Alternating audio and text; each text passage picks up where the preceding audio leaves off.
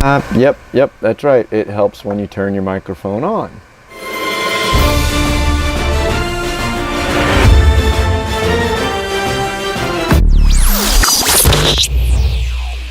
What's up everyone, and welcome to Monday's edition of Reptile News. Now we're going to start off today at the Burke Museum, where I saw a news story that I haven't seen mentioned in a long time. And that was about the titanoboa. I guess apparently they have an exhibit there, and this massive snake is there for everyone to see and learn about. For those of you that don't know, the titanoboa is a 60 million year old skeleton that they found that they believe to be the largest snake ever to roam the earth. The titanoboa came in at 48 feet long and 2,500 pounds, and apparently the fossil was found in a Colombian coal mine. And now we're going to move on to Ohio, to like a one-paragraph story where an officer got called out to somebody's house, found a black snake in their basement. He captured the snake and brought it across the way to some wilderness area and let it go. And the reason I wanted to talk about this is not necessarily this one story, but just the act of doing that, the fact that the snake wasn't killed. It amazes me because we hear so much about this nowadays, that somebody's just going to kill him. Well, a Russell police officer apparently decided not to do that and let the snake go instead. And I really hope I get to not only read about but talk about more stories like this in the future. And now we're going to move on to Florida. Only in Florida, people, where I guess a plumber was bitten by a coral snake. He said he was reaching down to pick up a hose and didn't see the snake and got bitten on his index finger.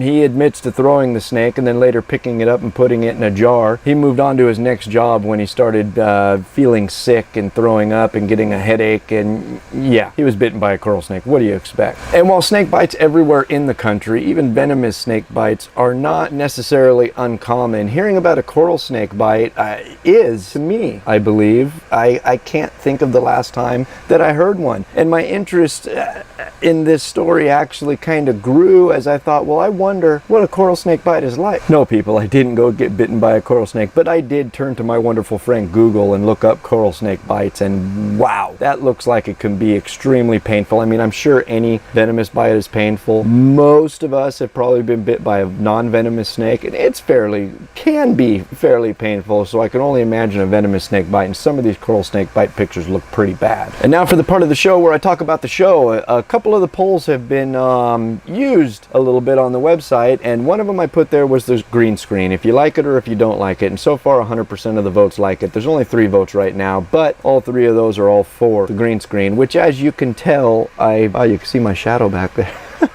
I haven't used in a little while. And the next one was on the length of the show. 5 minutes, 10 minutes, 15, 30. I don't remember the exact intervals that I put in there, but so far the winner is 5 minutes, although I believe 30 even has a vote. Yes, look at that. 5 minutes, 2 votes, 10 minutes, 1 vote, 30 minutes, 1 vote, 1 hour, 1 vote.